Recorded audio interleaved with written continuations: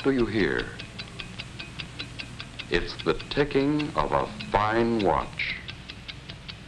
An accurate watch ticks 5 times each second.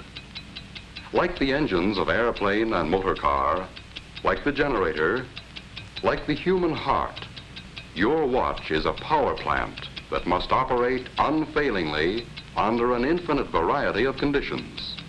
Yet, unlike our heartbeat, the beat of this tiny power plant must never vary.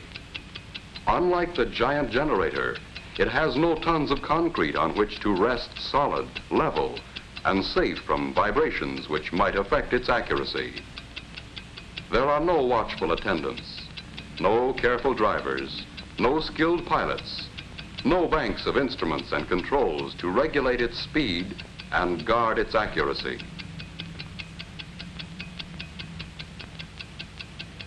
What controls the ticking of a watch? Inside, we find a beautifully poised and balanced mechanism of springs and gears, pinions and bearings. And this entire mechanism must be confined to a very small space. Still, it must run at a constant speed, never more, never less, with an accuracy that approaches perfection. Here, in a greatly simplified form, we have the 4 elements needed in every timepiece: a source of energy or power, a means of transmitting power, a dial to record the flow of power, and a way to control the power. Now let's see what these 4 elements are like in our watch. First, we'll take our watch apart.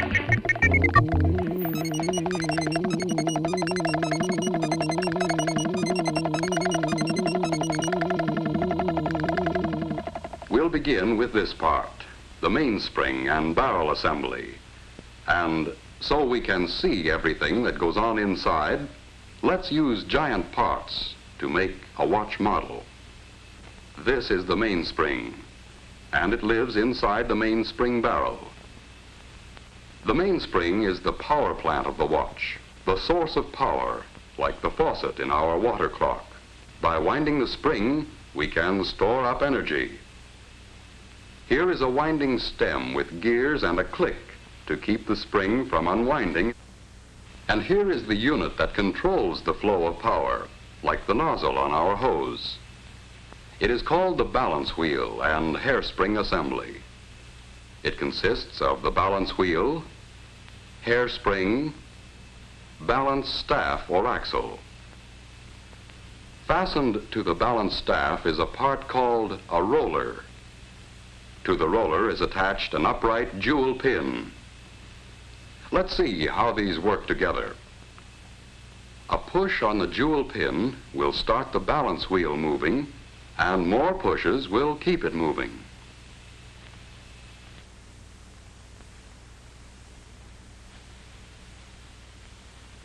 To do this job of pushing, we need this odd anchor-shaped lever called a pallet. It can be mounted so that when we move the pallet back and forth, we can apply a series of impulses to the jewel pin to keep the balance wheel in motion. Now to the pallet crossarm, we add a pallet jewel, shaped like this. Here is a wheel called an escape wheel, with teeth on it so shaped that they will push the pallet jewel and jog the balance wheel into motion.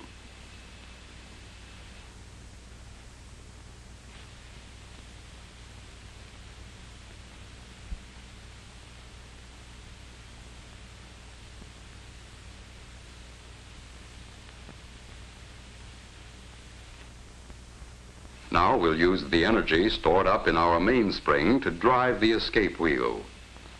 As the mainspring uncoils, it causes the barrel to rotate with it. That didn't last long, did it? Let's try it again. Once things get started, there's nothing to stop them. What we need now is a way of holding the power in check, releasing it a little at a time just when it's needed. Another pallet jewel at the other end of the pallet crossarm will do the trick. Just as the first pallet jewel gets a push from the escape wheel, the second pallet jewel locks against another tooth of the escape wheel to hold the power of the mainspring in check. But the balance wheel keeps swinging, and the jewel pin moves the fork end of the pallet until the escape wheel is again unlocked.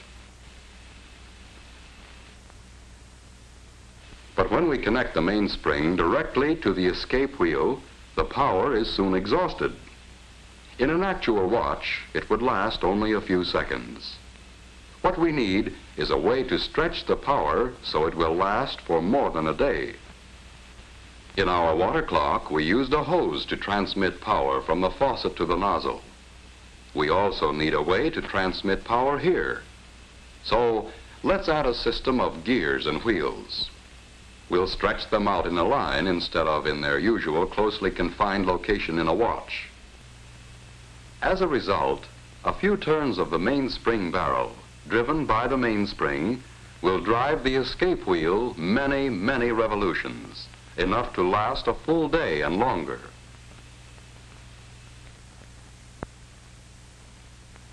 What we have now is a complete model watch train. Through the gears, the mainspring drives the escape wheel. The escape wheel teeth push first on one pallet jewel and then the other. The pallet fork nudges the jewel pin on the balance wheel to keep it moving. The swinging balance wheel on its return trip moves the pallet fork. This unlocks the escape wheel to release a little more energy from the mainspring.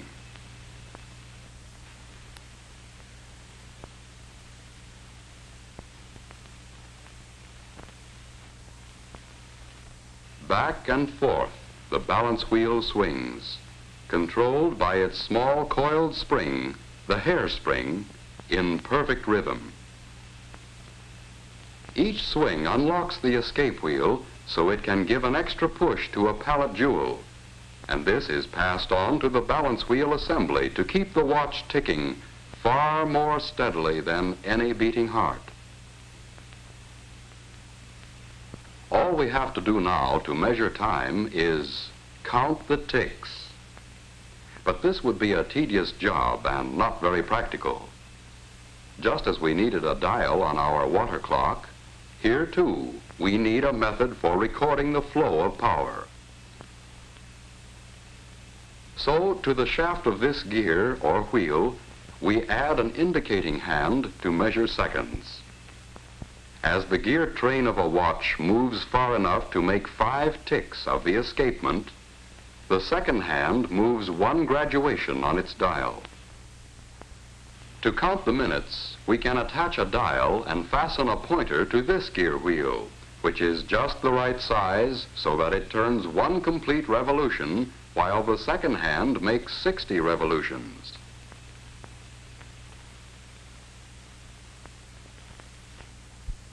And to count the hours, we can have another pointer geared just so, to move 1 complete revolution every 12 hours. Let's let our model do a bit of rearranging all by itself.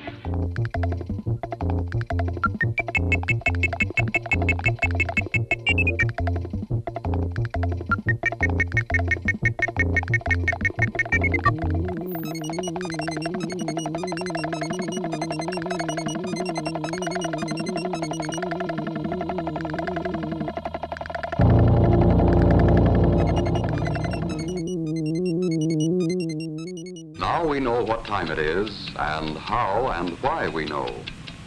A fine watch itself is, of course, a compact precision mechanism with parts miraculously small and fashioned by craftsmen with incredible accuracy. But the basic principles are those we have just seen, frequently applied on a scale almost microscopic to produce the world's most accurate portable measuring instrument. Here is a truly wonderful mechanism. With it, you can accurately measure the passing of time and record that passing for your use and convenience. But this mighty little servant is a creation of beauty too, a precious possession to be worn with pride and confidence every day, every week, every month, year after year.